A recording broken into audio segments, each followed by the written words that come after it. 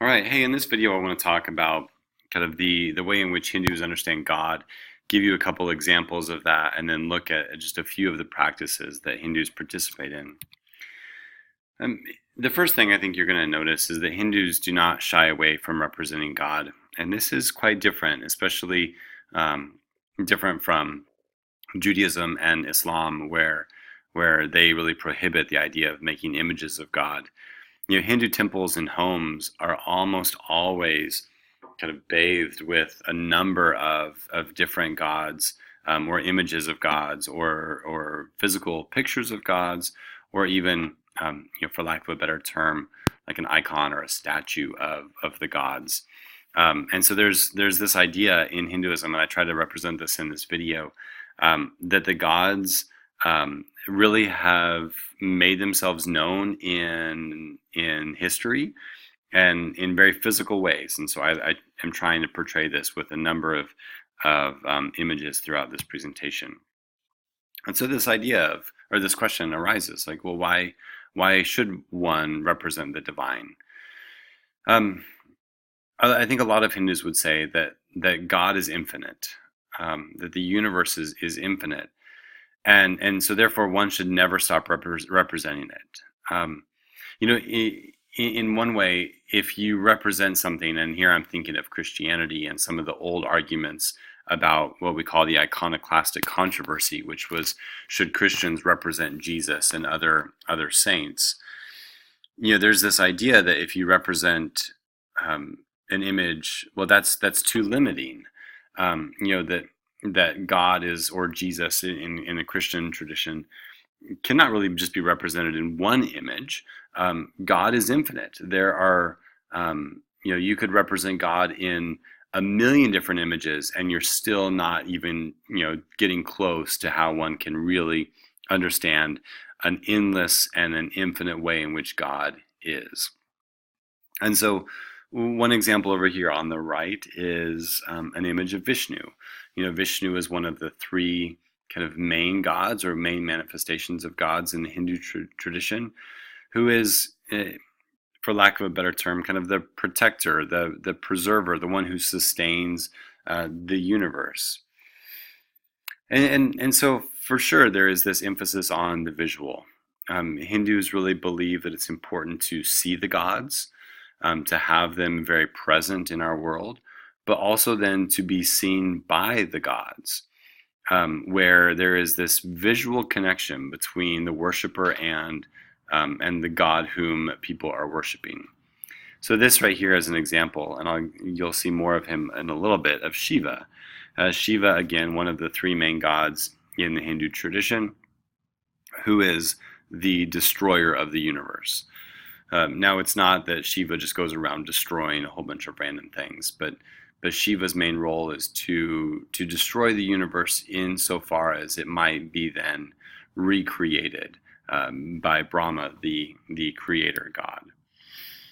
And so a lot of Jews, Christians, and Muslims would think of God as a transcendent being, as a God who is beyond our reality, who is beyond our way of knowing and understanding. But there is this kind of slightly different understanding that we see in what are known as the Upanishads, which are the latter texts that we see in the Vedas. And that's this idea of Atman, or of a soul. And so the way we have what we have in the Hindu tradition is this idea that one's Atman is their true self. It is kind of like this eternal soul that exists. The way I think of this is by asking this question: what is the mind? The mind clearly is not the brain, but a lot of people, when they're talking about the mind, I think that they would talk about the function of the mind is more than just like the dura matter that we see in the brain. It's more than the chemical and the electric connections that exist in our brains. Our mind is more closely connected to who we are, to how we think, to how we interact, to the processes that we make and the connections that we make intellectually. And so the Atman is really our true self. It's not our body. It's us. It's really who we are. And then another term I think you want to really understand is this idea of Brahman. Brahman is kind of the main god in Hinduism. One of the three main gods: Brahman, Vishnu, and Shiva. Brahman is a word that really just refers to ultimate reality. Now, that word might seem a little strange to you. Ultimate reality is what a lot of people call God. God is the ultimate reality. It's something beyond, the reality that you and I know and understand. It is the ultimate, and that is what Hindus refer to as Brahman. And so then there are many characteristics of Brahman. There are many manifestations of Brahman. There are many traits that Brahman has. Whenever I visit a Hindu priest that I know, he always talks about the different roles or responsibilities or characteristics that a number of us possess on a daily basis. Like right now, I'm recording this. Well, I'm an employee of an institution. I'm also a teacher. I'm an educator. So those are two characteristics or two roles that I'm fulfilling right there. I'm also a learner. I'm learning a lot of this stuff alongside you guys right now, and so that's the third. When I go home, I'm a husband. I'm a dad. I'm a playmate with my little kids. I'm a dishwasher and a lawnmower.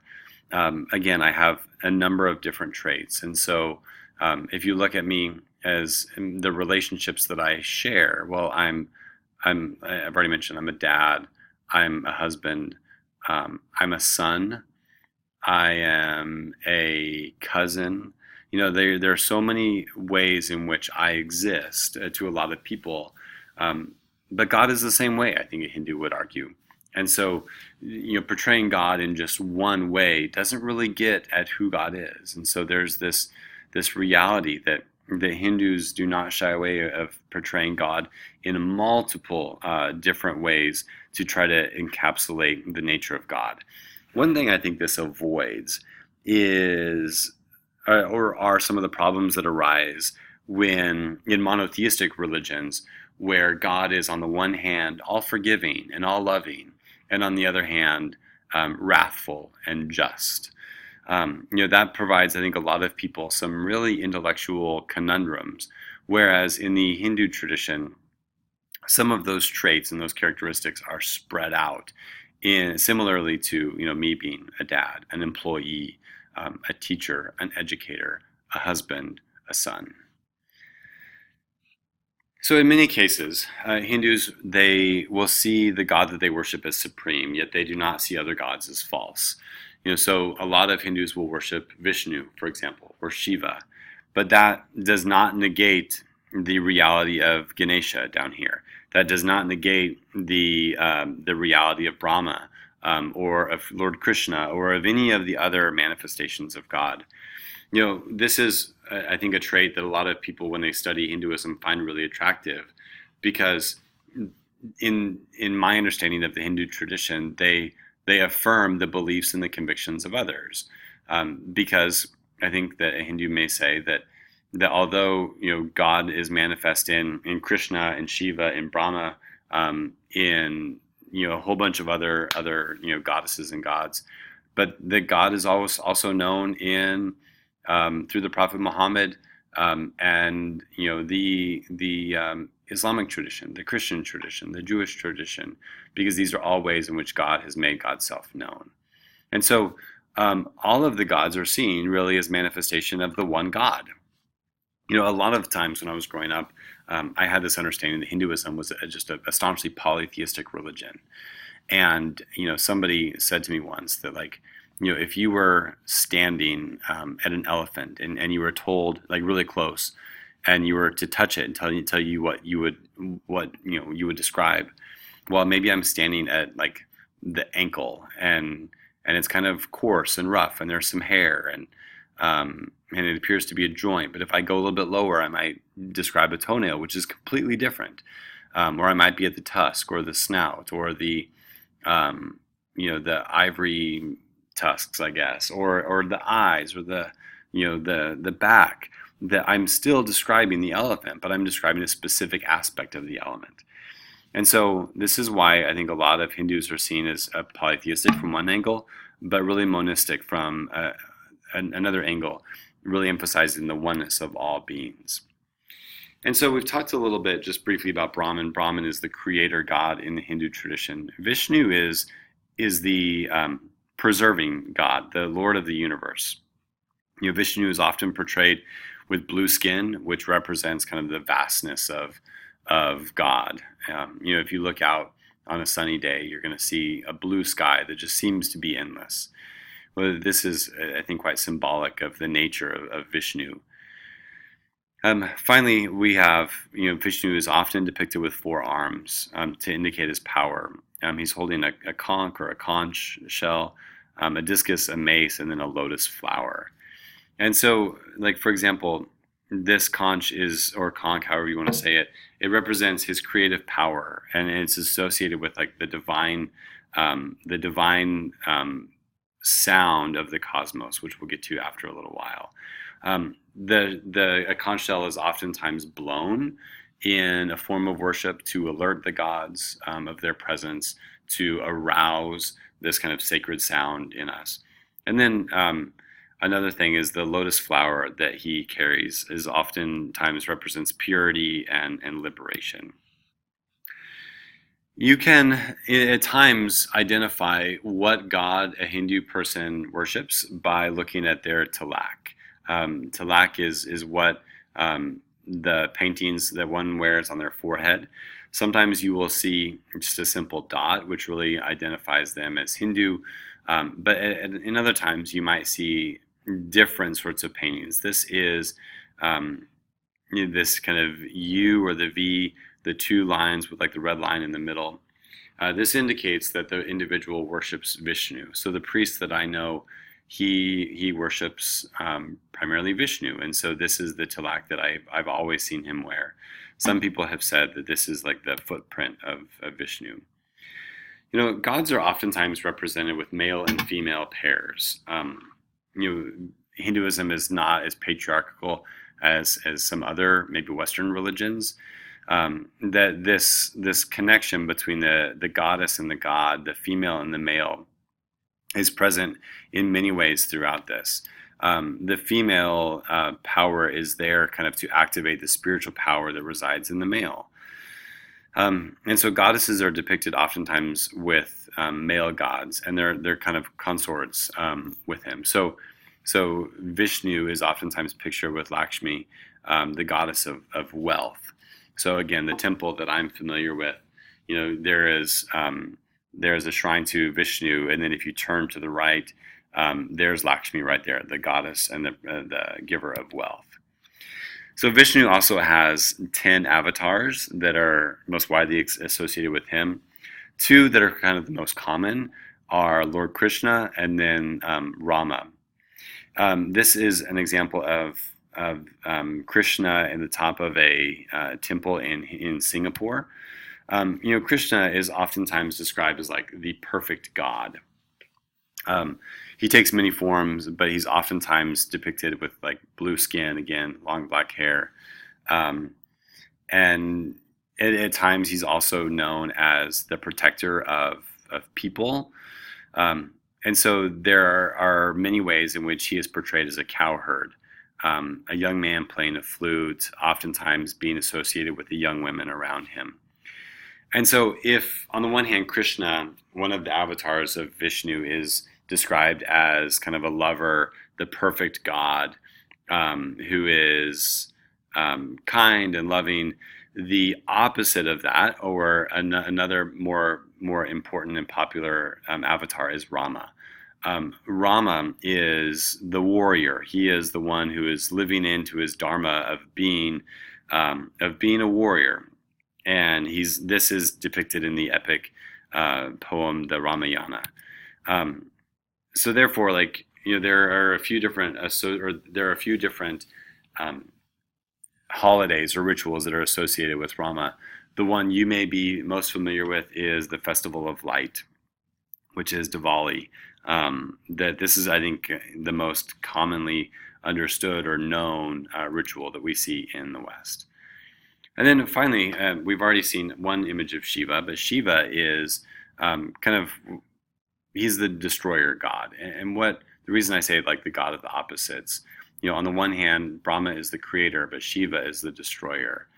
Um, he is the lord of yoga, and as you well know, yoga is a very important practice in the Hindu tradition. But his trident is a weapon against evil and ignorance. So try to understand this. Um, when Shiva's eye is turned inward, there is a gain of wisdom and insight.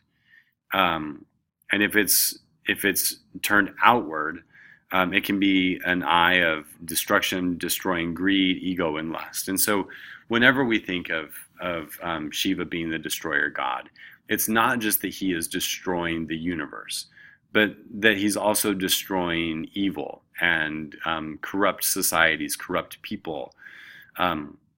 This idea of greed, pride, ego, hubris, and lust. And so one would pray to Shiva, to help, to ask like for help to destroy again greed, pride, lust, ego, and whatnot. The worshippers of Shiva, they also have a pretty distinctive tilak, which is the 3 lines across the forehead that you see over here. And whereas Shiva is oftentimes associated with death, oftentimes people who pray to Shiva or who worship Shiva, they will have they will be cremated, and their ashes will be spread in the Ganges River. So whenever I think of Hinduism, or an image of Hinduism, I oftentimes think of people going to the Ganges to bathe. Well, they also go to the Ganges not just to bathe, but also to spread their ashes of their loved ones and of their friends. And again, I've mentioned this, but there's a sense in Hinduism that the female divine power, the goddesses, are really an active force in the cosmos, and without it, the male deities would be powerless. So on the one hand, the goddesses in the tradition can be gentle and loving, and on the other hand, they can be fierce and they can really be terrifying. And here are just 2 examples. I have these on the wire for you to really look at. But Kali, is oftentimes portrayed with like this dark red tongue dripping with blood, which sounds kind of strange. But the necklace that she wears around her has skulls. But she is considered like the great protector of people, of families, of homes, of societies. And there are many ways in which people worship these deities. Hinduism is such a vast and wide tradition that there's not just one way to do it, but there are many. And oftentimes you will find people chanting the name of some of the gods up to 1,000 times. The last time I visited a Hindu temple with some students, one of the priests was just sitting there in front of one of the manifestations of Lord Shiva, and he was praying her name 1,000 times. Also you will hear people with this sacred sound in Hinduism, which is the sacred Om. And you will hear people, sit in a yoga position and say that over and over as a sign of worship. And people who are Hindu, they definitely go to temples to worship, but rituals can take place in a temple and a home. And these little places where the rituals take place is called a puja. And oftentimes, when one worships a deity, they are offering a posture of hospitality or welcoming to the deity. So if you ever visit a Hindu temple, you will be asked, of course, to remove your shoes as a symbol of the fact that it is a sacred and a holy place, that gods are present there. But you will also, if you want to receive a tilak, designating what god you're praying to or worshiping. But you'll also see people come in and offer sacrifices to the gods. And what I mean by that is, bringing food, bringing honey, bringing yogurt, maybe to Shiva, um, bringing gifts that are given to the gods. And then what's I found really interesting is every time I've been to a Hindu temple, I receive some of those gifts back from the gods.